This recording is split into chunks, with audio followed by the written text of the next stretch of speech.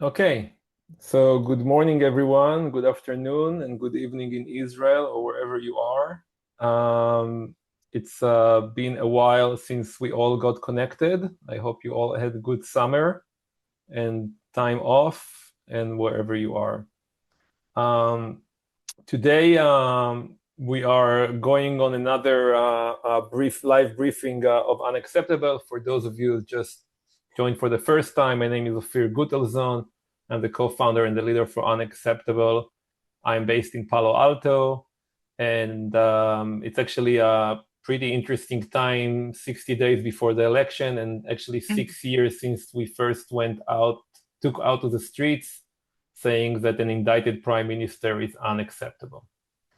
And as we watch the electoral map shift by the hour in Israel, and Noga will tell you more about that because it's keep coming, understanding the underlying currents has never been more important, because the question is like Netanyahu is going to win or not going to win is actually much, much more complicated. So today we are joined by Noga Tarnopolsky, who joined us not for the first time, and she's experienced independent journalist whose insights cut through the daily noise. So if you don't follow her on X, you should. And Noga has spent decades covering the Israeli-Palestinian arena and the inner working of the Israel politics structure. So, and before we dive deep into this conversation, just a couple of notes. We're going to have a very busy month with all the holidays coming. Next week, we'll have a special Zoom featuring Ehud Barak, Bogi Ya'alon, and Moshe Karadi, alerting everyone about the potential tampering of the election by Netanyahu. So it's already on the page. I'll send the link later. And the week after, before Rosh Hashanah, we'll have Professor Shikma Bressler joining us for toast for the Rosh Hashanah, and I'll send a link about that too. Noga, are you ready? I'm ready to go. Ready to go. I want to say, basically, wait, Ophir, I want to say two things first. of course. One is how remarkable that it's been 6 years since you guys took to the streets against the very idea of an indicted prime minister. It almost takes one's breath away to think of how far things have gone in those 6 years and how much we can trace back to the fact that Netanyahu was indicted or to the fact that he found out he was being investigated. So I think it's worth just taking a minute there. The other thing is, for whoever of you is here, the podcast that Offir has organized for next week with the former police commissioner, former prime minister, and former IDF chief of staff is a unique event. Even Hebrew-speaking Israelis are not having an opportunity to be able to engage with that caliber of people. And the issue that they're warning about, election tampering, it's obviously a huge issue also in the United States, but it just couldn't be more important. So I just wanted to start with those two things. Thank you, Noga. So let's start just going directly to what's going on from your perspective. You're obviously in Jerusalem, and you've been looking into what's happening. So let's give your first brief of how do you see things standing right now, and we'll then deep dive even more for a conversation. Okay, thanks, Ophir. So the Israeli political arena is baroque and fragile and complex. And so on the one hand, elections were announced already quite a while ago, a few months ago. But on the other hand, the electoral lists, meaning the names of each candidate for each party, are still being decided today. So when an Israeli today contemplates who she or he might vote for, in many cases, they still have no idea because they're waiting to see which list may pick up a certain candidate that they admire, or they want to see if certain party lists are still going to merge. We had some of that kind of talk today. So Israel is simultaneously already quite deep in an electoral campaign. And at the same time, from a certain point of view, the election hasn't really started because, for example, even observing trends from the polls is going to get a lot more significant once all of those party lists are set in stone. So that's one thing. So it's a bizarre situation. It's a little bit bizarre to explain to people abroad, especially if you're accustomed to a presidential system. Then the other thing I want to say as a central fact of this election, first of all, I'm going to put in a plug for my new Substack. I have a Substack called Bibi and Beyond that's about the elections, and anyone who wants to can sign up. It's free. But what I want to say is unique about the Israeli election, very interesting if you're an observer and very dangerous if you're a citizen of the state, is that Prime Minister Benjamin Netanyahu, who is a strongman, who has become autocratic, and who has been in power for way too long for any leader anywhere, he is absolutely trapped. Now, I don't know how this will show up in the polls once the lists are set. I don't know what impact it'll have on the voters, but the impact on the electoral arena is tremendous already. I had a conversation this morning with Professor Yossi David, a professor of the ethics of the judiciary, judicial ethics, I don't know, however you want to call it, the ethics of the notion of a state of laws. And it was, as always, bracing to speak with him because he said, Netanyahu is a caged bomb thrower. That's a quote from today. And the reason is Netanyahu is not popular. He's never been that popular, and he's always worked with it because Netanyahu is a political leader, an unusual democratic leader who always preferred to be feared and possibly respected, but he never looked to really be loved. That was never Netanyahu's angle. And he learned better than anyone else how to manipulate the Israeli system so that not winning outright, not bringing the Likud, as used to happen in the 70s, 80s, 90s, maybe, as used to happen in traditional Israeli politics, that a major party could win 60 seats, half of the Knesset. Netanyahu doesn't look for that. What Netanyahu has always done is fractured political blocks, including his own, because being able to then be the king of putting the puzzle together in a coalition negotiation after an election in which his is the largest party, but it doesn't have a majority without bringing on others who he can try to bend to his will. And sometimes, in some cases, make them even more compliant to him than his own party members. That's the game that Netanyahu excels at. Now, there are indications right now already that Netanyahu isn't even playing that. That's how he wins. Let's put it that way. That's how he wins. There are serious indications that Netanyahu is not playing right now to win, and that what he's doing is playing not to lose, which is quite a different scenario, much more desperate, much more dangerous.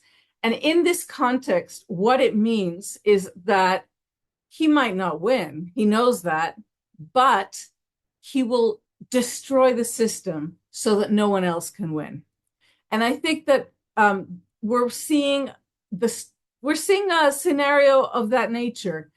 It's not determinative, right? The fact that he's making many attempts from many angles to ensure that maybe no one will win, or that the election will be questioned, or that the election could be postponed, or that the election could be delegitimated. All of these things are scenarios in which Netanyahu might not lose rather than win. Can I suggest to put on the screen the latest poll so people can figure out what does it mean not to lose?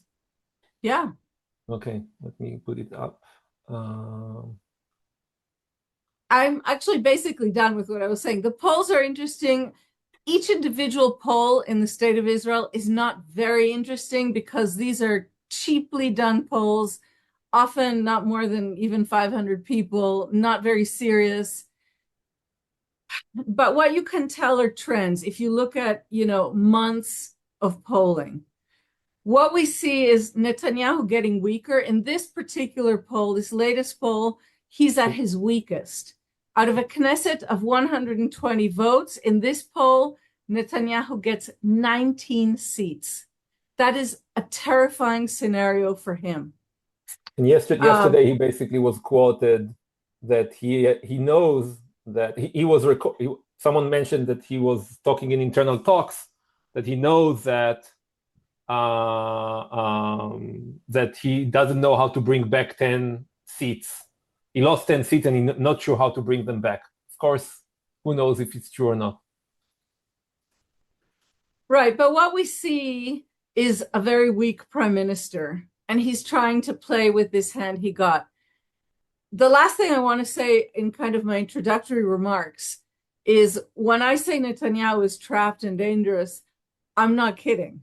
Netanyahu at this moment has no clear pathway to win, by which I mean to be able to form the next coalition government. And Netanyahu is in a situation wherein if he loses power, this is existential for him. If he loses power, he is going to be investigated. I'm going to just say brutally short, but he's going to be investigated for charges of treason. He's going to be investigated for having maintained a private line of discussion with the terror group Hamas for years. He's going to be investigated for having transferred hundreds of millions of Qatari dollars to Hamas. He's going to be investigated for his actions ahead of October 7th, when we know he received clear and present warnings and ignored them. It's in public. He was interviewed before October 7th in public on one of his in-house channels, and he was asked about these warnings. This is public knowledge. And he said, I think they're exaggerating. Netanyahu will be investigated for his failures as prime minister if he loses in such a way that must be simply terrifying for him. Now, it's not just it's not just an existential election for him. I believe it's also an existential election for the state of Israel. But he's a very, very dangerous character. And the final thing I just want to remind everyone is he has nowhere to flee. If he finds himself in a situation in which he's being persecuted legally by what he considers illegitimate authorities, an illegitimate police force, an illegitimate judiciary, he's got nowhere to go. He is facing what's wrong with war Miami? Crimes. He's facing war crimes. He's under indictment for war crimes from the International Criminal Court that is recognized by most countries in the world, not the United States, but Trump won't be there forever. He is really and truly stuck. And that is what makes him, and all of the scenarios which he could try to put into place to not lose this election, because for him it's a life or death situation. That's what makes this, I think, the central story of the election thus far.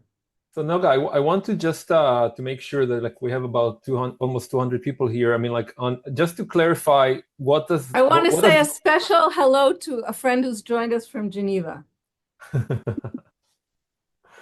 So what we see on the screen, and I will stop sharing in a bit. I mean, is the idea that we have the oppositions parties, which is including Gadi Eisenkot, Bennett, Yair Golan, and Lieberman. These are ending up in 57 seats. And then we have the coalition, which is today holding power of 68 seats on the Knesset. Remember, we have 220 seats in the Knesset. Currently, but not in this poll. Currently, yes. Yeah. Currently. So they moved, based on this poll, they basically lost 20 seats comparing to what they have right now, which is basically explaining you why they didn't want to do election earlier. So they are trying to do it as last resort as possible. And then yesterday we had a very big movement on the polls where the parties who are led, what we call the ARA parties, which is basically Ra'am and the Joint List, are suddenly getting, instead of 10 seats, which we had until last poll, they get 15 seats. Which now, what does it mean is that no one is able to get to 61 without partnering with the other side or with the Arab parties. And maybe we can talk more about that, but that's a critical part of this lock that Noga was talking about. Netanyahu doesn't, in order to stay in power, doesn't need to get to 61. He just needs to make sure that the other side is not getting 61 votes, and that's where the deadlock is right now. Is that I want to correct, say Noga? something about this, Offir. Yeah. I will stop sharing. Yeah, go ahead. Well, I want to say something about this. Netanyahu, in the previous election, the 2022 election, tried to form a government, with one of the Arab majority parties, a very interesting party that is very Israeli, very overtly simply wants to be part of the system in Israel, and that right now is bringing on board a former Shin Bet officer, a Jewish candidate to be the number 2 guy on the list. This is a fascinating new kind of, wrench that's been thrown into the spanner, and it could go in many directions. But Netanyahu wanted to form a party. He spoke about it publicly. Again, this is no secret. And he didn't do so because he made a choice to go with, the radical racial supremacist Smotrich. Smotrich not only wouldn't sit on a government table with Arab parties, he doesn't believe that Jewish women and Arab women should give birth in the same wards. He's an old school segregationist. That was Netanyahu's choice. But one of the really interesting gaps right now, and there are several, there are many gaps in the state of Israel today between the leadership currently in power, and the majority of voters. And remember that, for example, the Likud party of Benjamin Netanyahu, they don't stay in power because they cater to a narrow base. They stay in power because they're a big tent party, or they lose power because they're not. And so what's happening now, and it's fascinating, is Netanyahu has simply gone all in with the radical extremist right wing. But that radical extremist right wing doesn't come anywhere close to getting him victory. They do not represent, forget a majority of Israelis, they don't represent a significant chunk that could get him reelected. So he's alienating people who have traditionally voted Likud. He's doing so intentionally. I obviously can't know all of his reasons, but that is another interesting thing. And when I said that there's a gap, it has to do with Arab parties. The government is trying to delegitimize the very notion of any Arab majority party holding any sort of power in the state of Israel. But on the other hand, we have in poll after poll now, a majority of Israelis, not a majority of center-left voters, a majority of Israelis consistently saying they think that Arabs should be part of the power structure. So Netanyahu is going against the majority of Israelis because he's betting on these extremists that they will keep him somehow in power. It's not entirely rational. It is very interesting. And there's a very interesting Instagram feed that's basically a kind of vox pop feed that asks people, who'd you vote for last time? How do you think the country's doing? Like, what do you think should happen? And it's fascinating to see. I sometimes just scroll through it almost like in a trance. But one of the very interesting things that you do see is voter after voter, those voting for the right, and I'm not talking about the government necessarily, that I don't think is particularly right, but Lieberman voters, Bennett voters, and Yair Golan voters from the left. What you see is consistently an absolutely clear majority, very easily, very comfortably saying yes to Jewish-Arab collaboration. So that is one of the areas in which Netanyahu is taking a risk, a significant risk. And again, once the party lists are fully closed and locked in, what we have to watch for is if the trends that we've seen so far of Netanyahu's own party losing votes and votes being dispersed among numerous other parties, either those that identify with his camp or don't. That's one thing to watch out for. The other thing, obviously, to watch out for, I would say, are Bennett and Eisenkot, former Prime Minister Naftali Bennett, aspiring new Prime Minister Gadi Eisenkot, who is scaring the living daylights out of Netanyahu. We see this in his ads, Netanyahu's ads. We have to see if power begins to coalesce around them. And I would expect that it will. I think that the polls starting in 2 weeks, if they show that the current trends continue, then I think we will have a clear view of the way this election is going. I see we have a bunch of questions. Yes, we have totally a lot of questions. So we will start to pick up the questions a little bit later. But I mean, like just to say that, and I'll send a link. I think I have a link to the Accord results that came today. Accord polls basically are showing the Accord is Hebrew University, by the way. Is Hebrew University. Our friend Ron Gerlitz and Eran Halperin, and they are showing very clearly that the majority of the opposition voters would prefer a coalition with Mansour Abbas over going to either another election or a coalition with Netanyahu. And so it actually shows that the voters has more courage to say things that their leaders are not saying. Without question. Sorry? I said without question. Without a question. And that's super important. On several crucial issues. You see the exact gap you're just describing. Yeah. So I'll try to find during the next topic the slides, and I'll share it if I can. So let's go to the point where I mean what we are seeing in the polls, and that's something, again, just to explain the background. In order to reach to the Knesset, you need to get at least 4 seats counted when on the electoral, which means like we have what we call the threshold. So there are many parties, mostly from the right-wing side, that are not crossing the threshold, which means they might drop from the votes will be lost. Which, by the way, what happened to the left or to the opposition parties in the last election.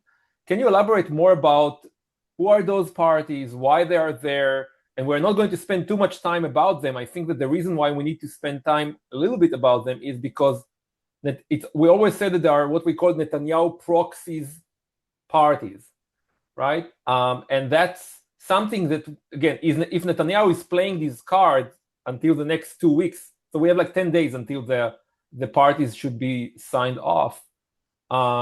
We also have, of course, one on the left side. We were saying Makom Lekulanu, of course, but let's focus on the right side for a second. What would happen if they actually combine? What do you think? What is your analysis about these proxy parties?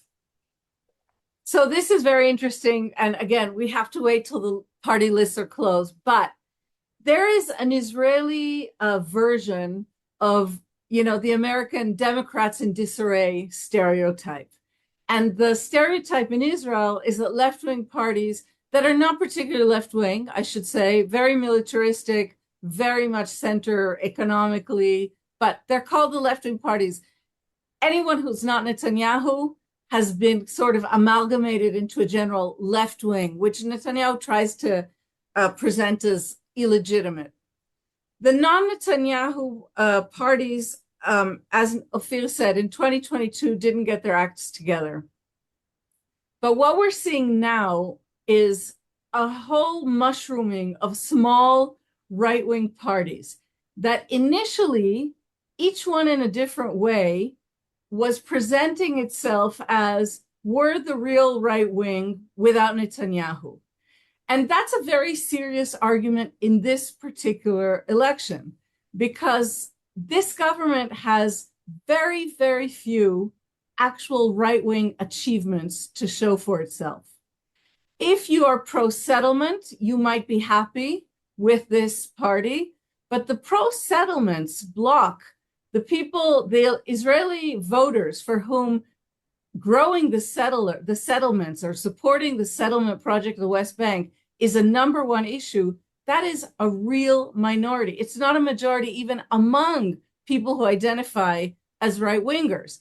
So, other than that, this government brought an unprecedented security disaster upon the state of Israel, for which Netanyahu has never stood up to take responsibility. That is becoming another central issue in this election. And economically, this has been, a socialist government for the particular interests of the niche parties in Netanyahu's coalition, for handing out free guns. That cost a fortune. Rising murder rates, that cost society. Just pouring public money into the West Bank Jewish project, including for like minuscule, illegal, under Israeli law, illegal mini settlements, so that Smotrich can stand up and say, I established 79 new settlements. It costs a fortune. Money has vanished from Israeli coffers. All right. An international airport was budgeted. No one has any clue where that money went to. So this government, if you're a real right-winger, you're embarrassed that October 7th happened under this prime minister.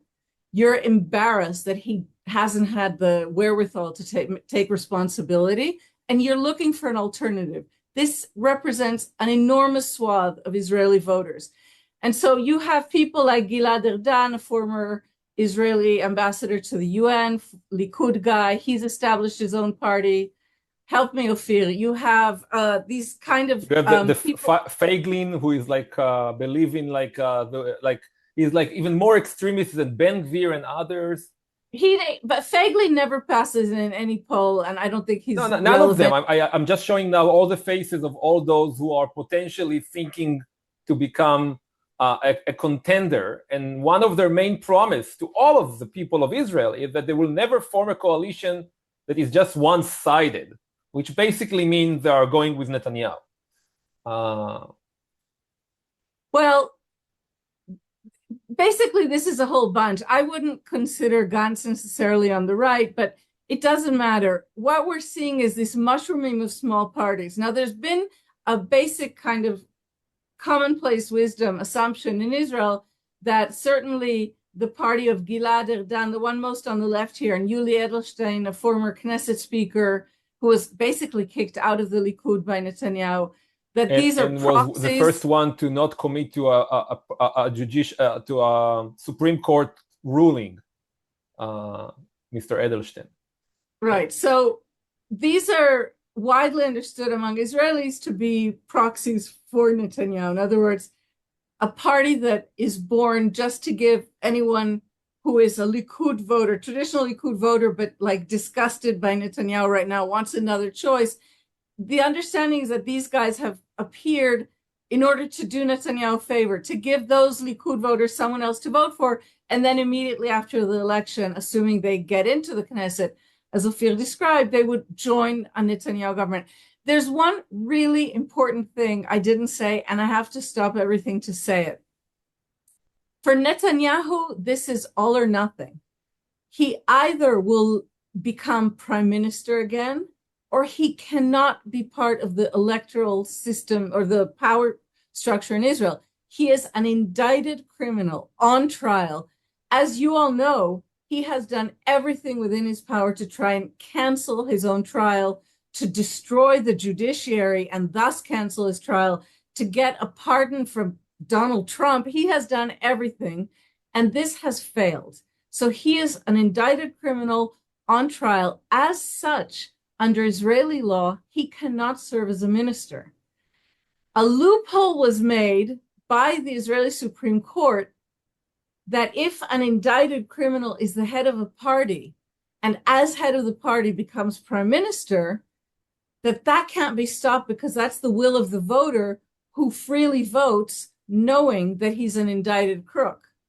But Netanyahu is not in a position in which he could join any other government, let's say led by a larger party, Eisenkot, an option that I don't think really exists, but that Offir just brought up. And then he could serve as, let's say, foreign minister or minister of defense he can't do that. It is completely illegal in such a way that even this government has not tried to break that law. It's Yeah. So and that's so really crucial to know. I mean, Netanyahu either becomes prime minister again or he's out. Add that to all of the existential question I mentioned before. So I'm sorry interrupted with this, but this is the crucial part of Netanyahu's desperation. Back to these parties. I just want to clarify one thing, Noga, about that. I mean, again, in theory, he could stay a member of the Knesset and indicted, right? But he will basically he won't be able to be a prime minister so if he's not a prime minister, he cannot be a minister, as Noga said, but he can stay as a member of the Knesset. And in theory, right, the Likud party could set up a new rule and make a coalition with any one of the opposition parties. But that's an important point that Noga mentioned. Sorry, go ahead, Noga. I think that's extremely far-fetched, especially because of all of the criminal and political investigations he would face in that position of being just a simple parliamentarian. I don't think that's a realistic option. I may be wrong, but that's not part of my assessment at the moment.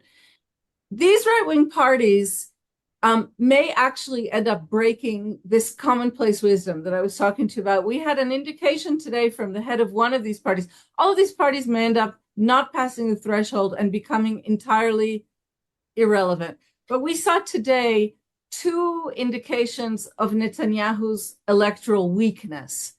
One, Netanyahu put up a video explicitly beseeching Itamar, Ben-Gvir, and Bezalel Smotrich, his two, KKK-like ministers, to join forces so that both make it into the Knesset, because there's a real fear that one of them wouldn't make it in, and Netanyahu needs them if he has any kind of hope of staying in any kind of power.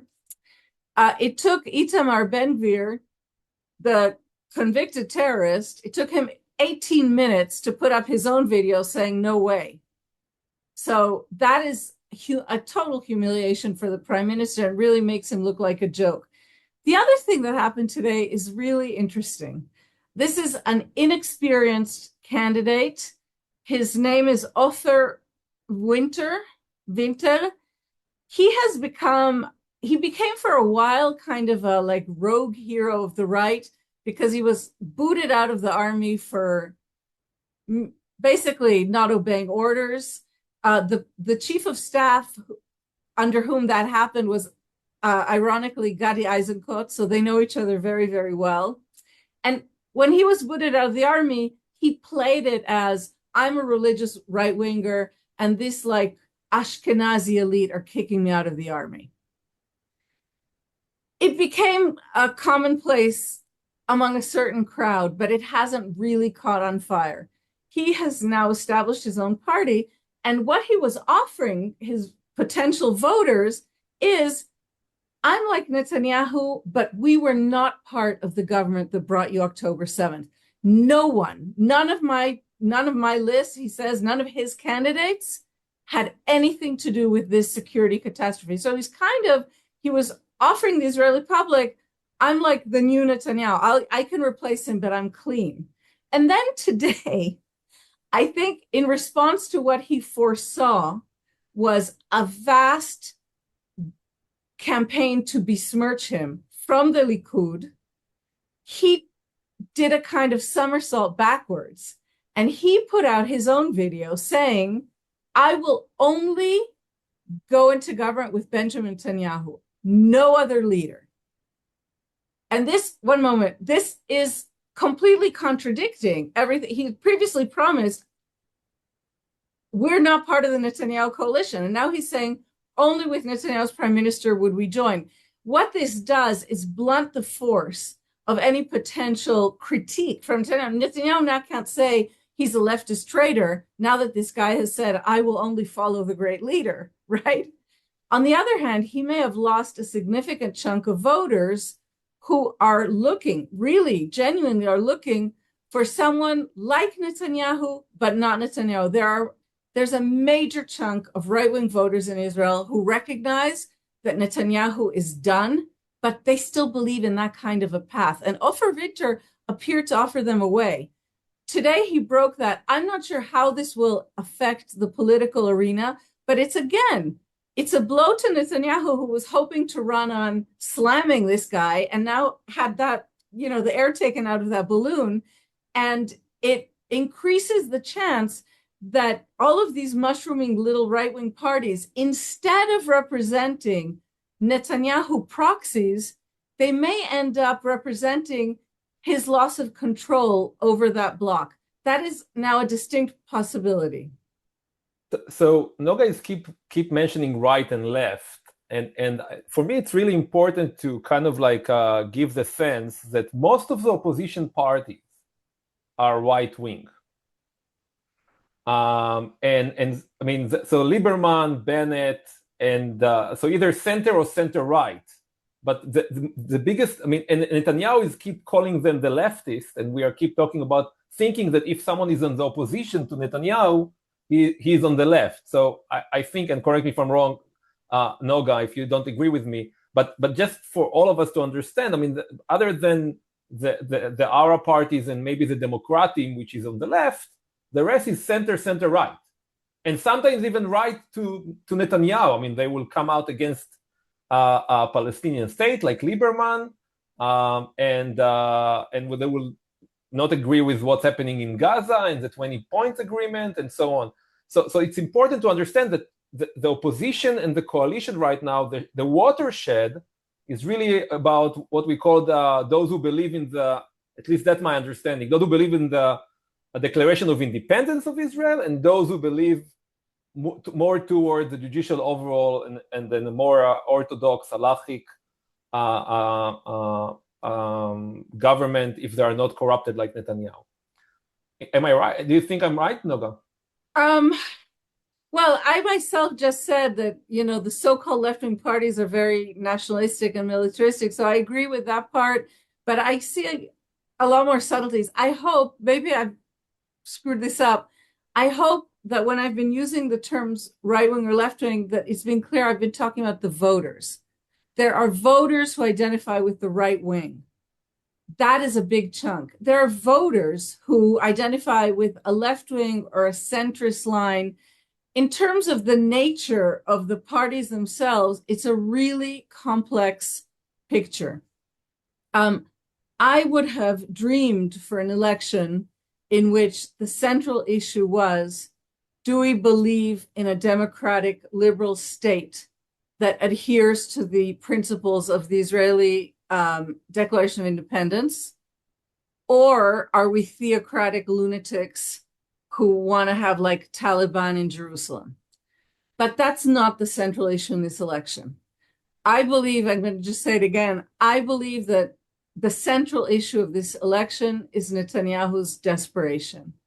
I think that Israelis see it. If you look at polls from the Israel Democracy Institute, for example, again, like with the issue of Arab participation in the Israeli power structure, you see a very solid, clear majority of Israelis who say that the number one issue for them is whether Israel will be a democratic state. That is a top issue.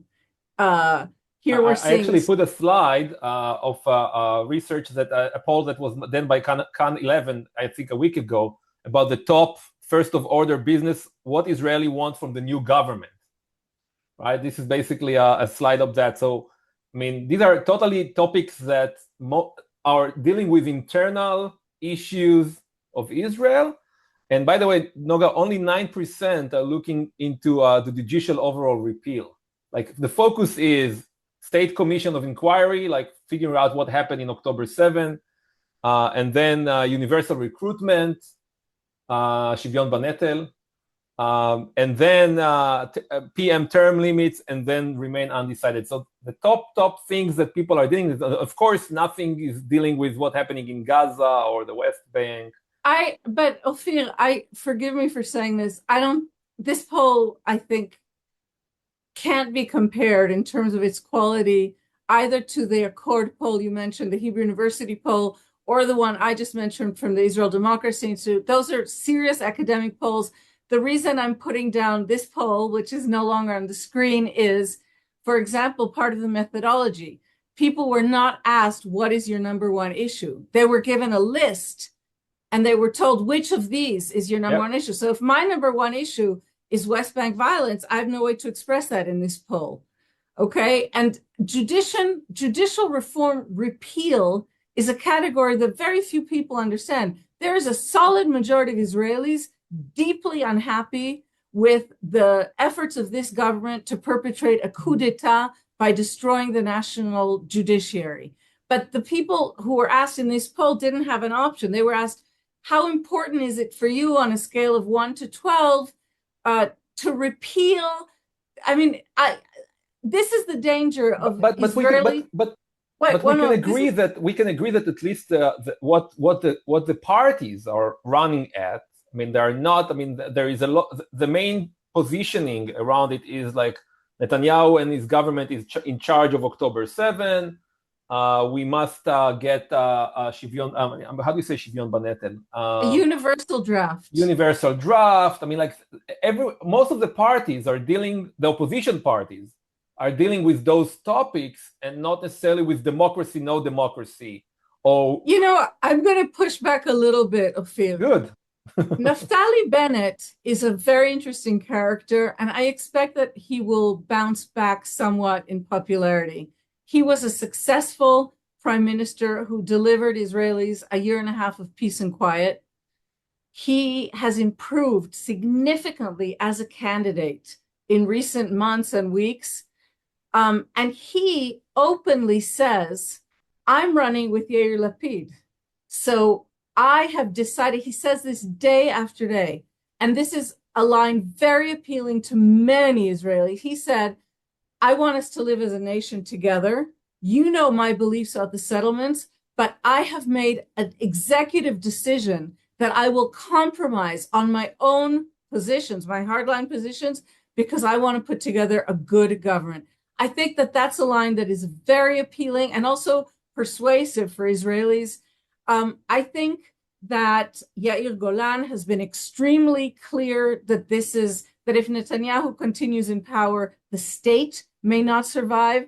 We've heard similar things from Avigdor Lieberman. So it's true, like it's hard to make the existence of the state or the survival of the state a central issue because it's an inconceivable problem for most people. But the personage of Netanyahu is the central issue. And I think that most Israelis understand that he has responsibility for the disaster that befell them. It's true, I think I agree with you, Offir, that the opposition parties are not yet hitting hard enough on this, but I'm going to hold off on condemning them completely until all the lists are set. I think that once the party lists are set, then we should expect the strongest opposition parties. I want to mention Gadi Eisenkot. He's become the kind of cipher to follow in this Israeli election. He's a former chief of staff of the IDF. He is a completely self-made man. He grew up in an extremely modest family in Eilat, not a prosperous city. He, I think, was he was an unremarkable chief of staff of the army. And at this point, with Israelis exhausted, I think that unremarkable is appealing. What's most fascinating about Gadi Eisenkot, well, two things. One is he's consistently going up in the polls, consistently. The other thing is he has shown himself to just be Teflon in the face of all of the slurs and insults and accusations that Netanyahu keeps throwing at him. This is something new in the Israeli political arena. In the past, Netanyahu, with like a flick of his wrist, has been able to tarnish someone as a leftist traitor, someone else as an Arab lover.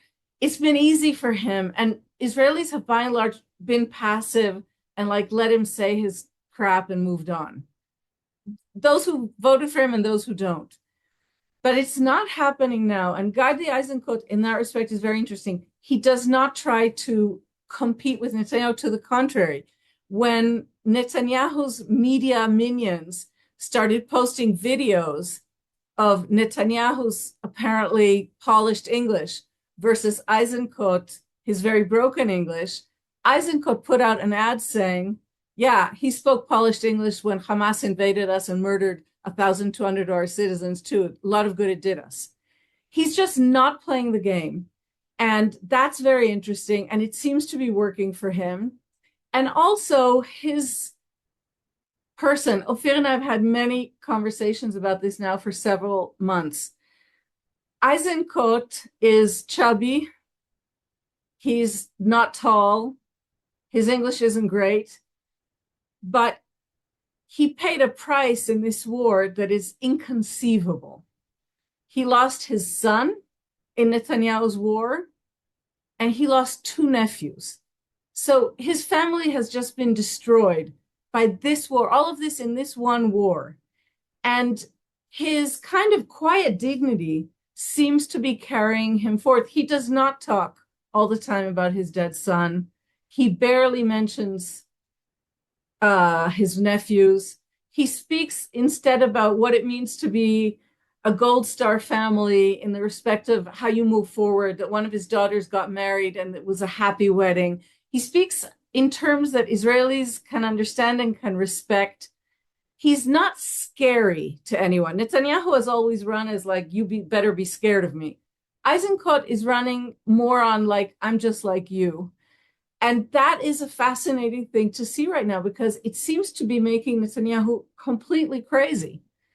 And Netanyahu keeps putting out really cheap videos almost daily that say Gadi Eisenkot can't form a Zionist majority.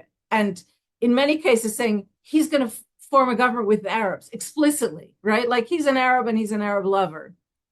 And it's not working. And most interestingly, Gadi Eisenkot isn't in any way fazed by this. And he puts out his own ads showing Netanyahu surrounded by ultra-Orthodox creeps who are doing everything in order to be able to evade the draft. And he's like, well, Netanyahu doesn't have a Zionist government. Look who he's hanging out with. And this kind of very different attitude, instead of being defensive, right, like other candidates in the past have been, Gadi Eisenkot just lets it run right over him. And I think this is also an interesting dynamic to watch. And I think that this has also influenced Naftali Bennett's choice in recent weeks to put on a T-shirt, to go down to the field, and to post daily interactions of him talking to real people, something Netanyahu doesn't have the guts to do. So both of them are candidates I think we should keep an eye on. So we're going to close soon, and I think that we didn't really talk much about the Haredi parties and those parties who basically was, and I mentioned it a little bit, that one of the biggest tickets that opposition parties are running on is fixing this universal draft. But Haredi are the ultra-Orthodox. The ultra-Orthodox, yeah. Who don't pay taxes, don't go to the army, and basically suck off the public teat. And their main message is like, we will die and not be drafted. And more Israelis respond to that threat, you can drop dead. Yeah. So one other thing that, and that will lead us to the next, it maybe will be a good way to talk about the next Zoom webinar that we will have with the security chief, former security chiefs. Like, people are really worried about the idea that there might not be elections. Someone will tamper with the election either by war or by other things. Can you talk a little bit about that? And then obviously we'll talk much more about it next week. So this is going to be a superstar panel. This is as if in the United States you had Bill Clinton, you had what's his name, the Joe Biden's chief of I can see his face, the head of the Joint Chiefs for Joe Biden. Help me, someone help me. The guy that said that he will only vow not to the king but to the. No. Hang on. Let me tell you, because I want to make this point. Uh, one sec, I'm sorry. In the meanwhile, I would just Colin Powell. No, probably not Colin Powell. No, Colin Powell is no longer among the living. Um, General Charles Q. Brown Jr. Imagine a panel of Bill Clinton, a former chairman of the Joint Chiefs, and Milley. There've been a bunch. Not so anyway, it doesn't matter. And a respected former commissioner of police of, let's say, Los Angeles, of a major city. And imagine this panel getting together and convening a gathering and saying, your elections are about to be stolen. We know it. We have the information. That's the caliber of this Zoom, which Offir and UnXeptable are putting together for next week. And it should cause huge alarm among anyone who cares about democracy, among anyone who cares about this sort of extreme right-wing drift in European countries. These are people who can't be ignored on any stage. It's not just an Israeli. They, in particular, are scared about the continued viability of the state of Israel. And they, by the way, are people who don't share right or left wing. These are not people who politically agree on like economics or whatever, but they're terrified for the state of Israel, and their terror can be translated very easily to fears that we're hearing in the United States about the midterms, a president explicitly threatening to tamper with them. And in the case of Israel, it's not just the information to which these particular security chiefs are privy. It is what we're seeing in the public space. Netanyahu's party has attempted and been quite successful at planting personal and non-professional appointees in all of the crucial points that could safeguard an election. The head of the Shin Bet, the head of the security agent, internal security agency of the state of Israel, I don't want to use rude words to describe him, but this guy has made it clear in public statements that his loyalty is to Netanyahu, not to the rule of law. And he stands atop an organization whose legal mandate is to protect institutions of democracy. Okay, so just with him, forget the new Mossad director, who today was deemed unfit because of a conflict of interest to address the most important investigation in the state of Israel about to do with Mossad activities, which is the so-called Qatar affair, the affair of Netanyahu employing in his prime ministerial bureau people on the Qatari payroll during wartime. Head of the Mossad has been ruled by the judiciary to be unfit to handle that. The head of the Shin Bet is a messianic nutjob who says he's loyal to Netanyahu. They have tried to take over the office of the state comptroller, that in Israel is a very important position of power and scrutiny. They have tried to get rid of the National Election Commission. They have argued that the ongoing state of emergency in Israel is justification for postponing the elections. Last week, Netanyahu attempted to provoke some kind of armed conflict with Turkey. This alarmed even the White House. So Israel is in extremely dangerous territory. And the panel that UnXeptable and Offir put together are, it's like top of the line. It's a former head of the army, a former head of state saying to you, watch out. I think everyone should see this. It's the part that we are kind of like looking at mostly as of now, is really to, now I'll summarize with that, because I think I went through all the questions, and if I missed anything, I'm sorry about that, but I think we covered a lot of what I wanted to cover. But I want everyone to just take this conversation and all the other conversations into your high holidays discussions and so on, and remember that everything that happens in Israel is, of course, influencing us here. We are all trying to do our best to get as many people as we can to fly and vote. That is, again, we didn't talk about that, but there is a lot of emigration, not from Gaza, but for liberal Israelis out of Israel, that we are all trying to do our best to support anyone we can to reduce logistics and get people to fly and vote. But on the same time, there is so many more things we can do from here. And I really want you to think about what you can do. And I'm listing on our link tree, there is an organization, grassroots organization, not parties, that you can help with by donation, but mostly be involved and talk more about what's happening in Israel. Because I will quote, I think, I'm not sure who wrote it on the forward. I mean, the real resistance to Netanyahu right now is not anyone who is fighting him in the local election in America.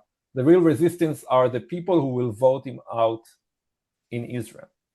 I want to end on one line. I'm going to quote President Obama, and I'm going to say, go vote.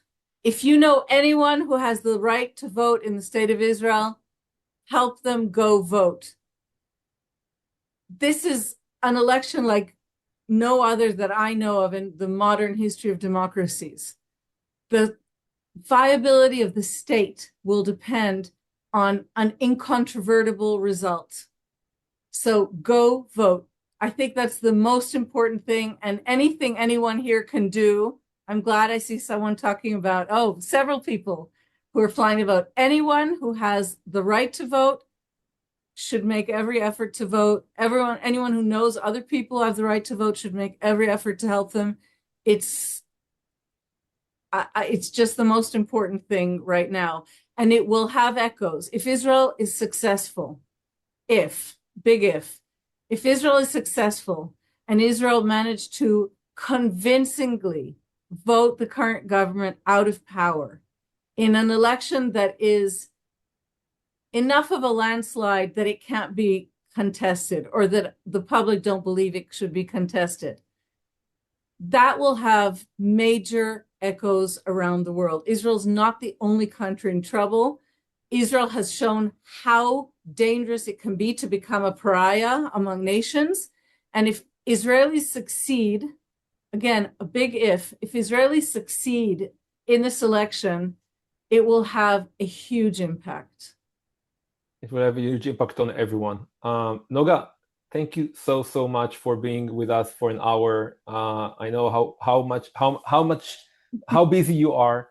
Follow Noga, get her Substack on your list. Of course, if you're on X, and if you're not, I mean, find a way to get what she's talking about in other channels.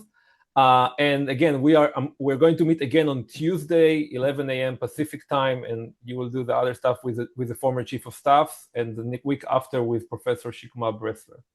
And most important, if you cannot vote in Israel, think about Israel as like you think about another state in America that you help if it's a swing state.